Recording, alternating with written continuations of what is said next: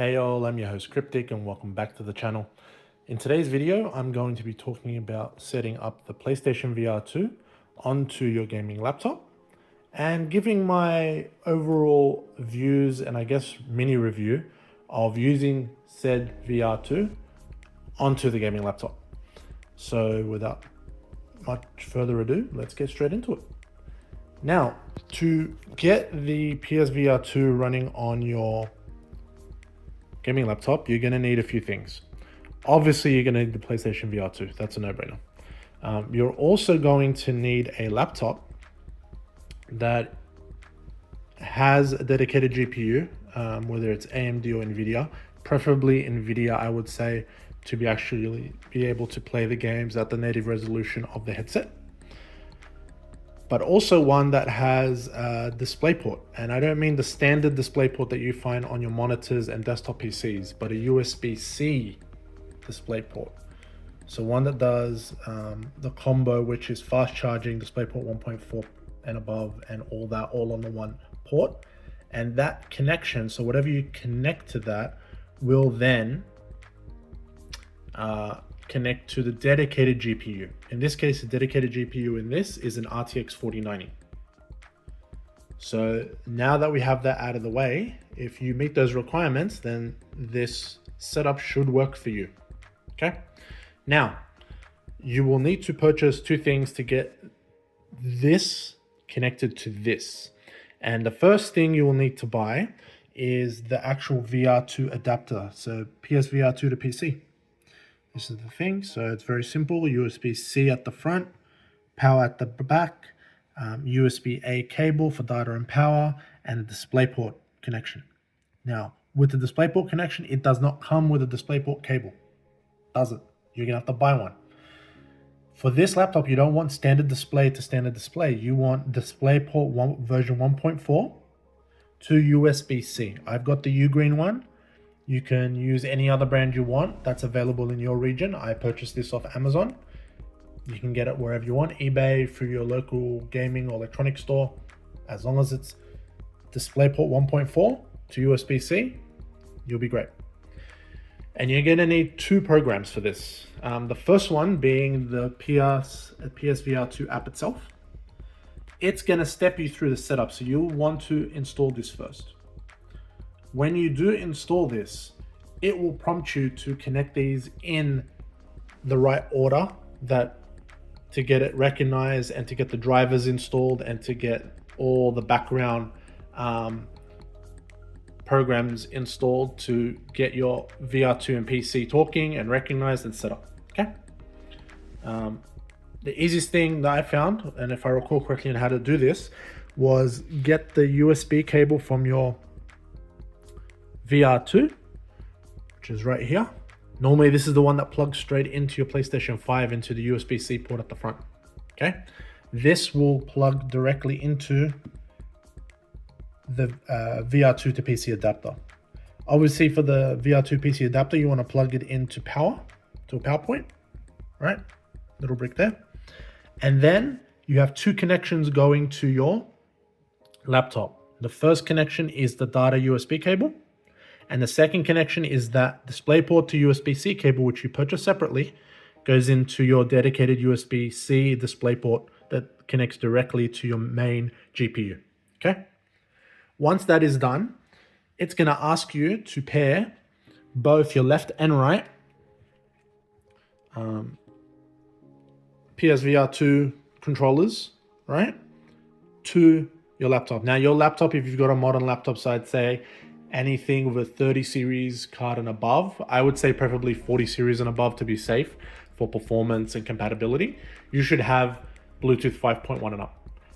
If you don't, it does list recommended Bluetooth dongles or adapters to use that have been tested to work. I know people have had issues online with these Bluetooth adapters. Thankfully, I don't need to use any of them. But it seemed like it was more of an issue with the PlayStation VR2 headset. The software that communicates with the headset. That was buggy. It has had several updates since, and it seems pretty smooth so far. I did have on the early stages a couple hiccups where I would connect the VR to this, and it would just not recognize, or it would freeze and crash.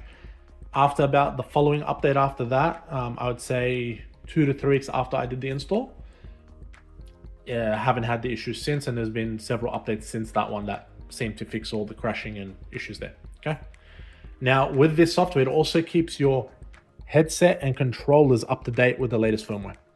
So once you pair these, so usually pairing is the PlayStation logo button along with the options or share button at the same time, which gets into pairing mode.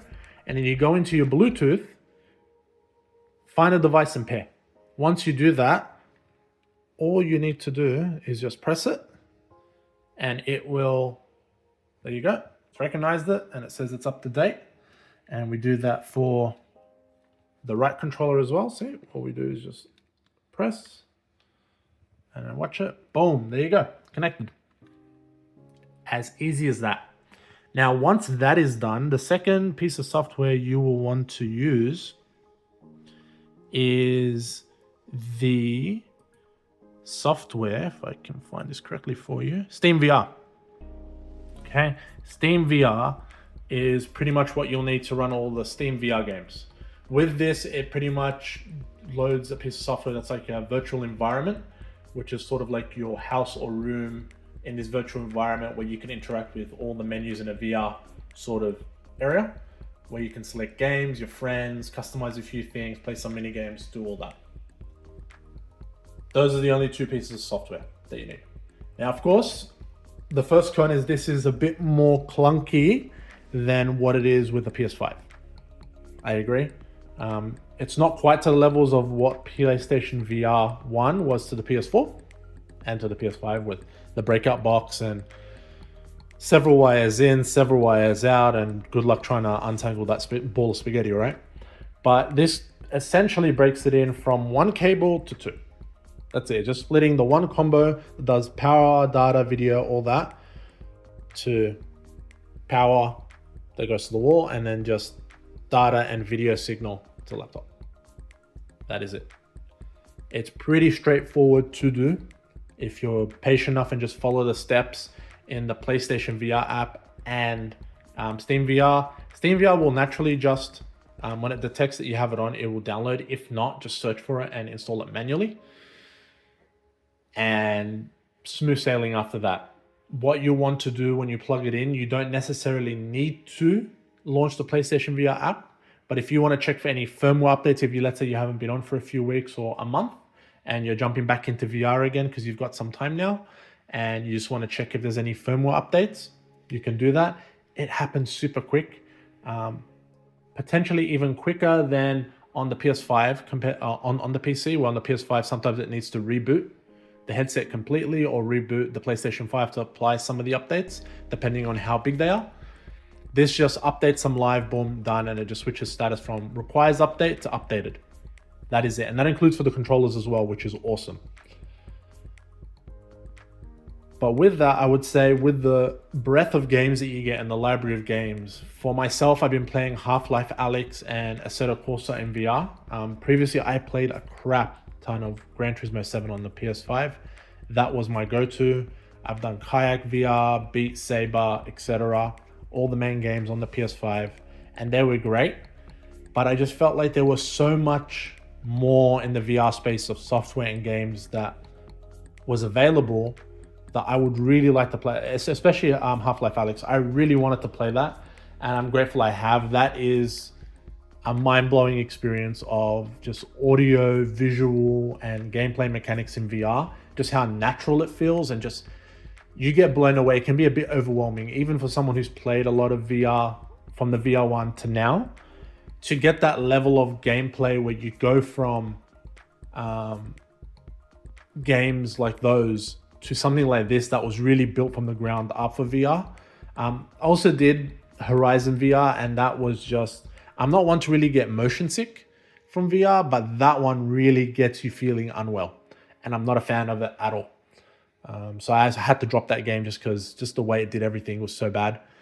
Half-Life Alyx sort of like does all that, but doesn't get you sick. It just makes you feel really awesome, especially when you pull off certain kills or missions or whatever, and it's really exhilarating, really fun.